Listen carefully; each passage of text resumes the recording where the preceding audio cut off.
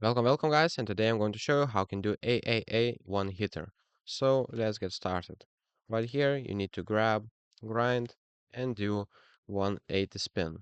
So let's try it again, and you will need to do all above in one sequence. So right here you can grind it, and as you can see we did all one spin, 180 spin, grab and grind, and now what we can do is now do the best sequence.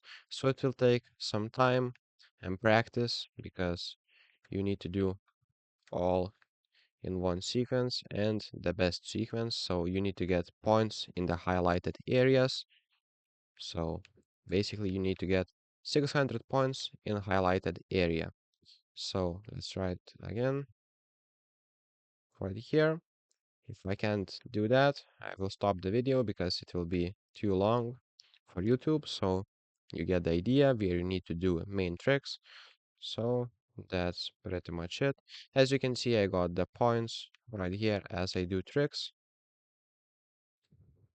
So you need to get all the 600 points in one go. So you can do like here a flip trick and etc. So that's pretty much it. Thank you guys and see you in the next one.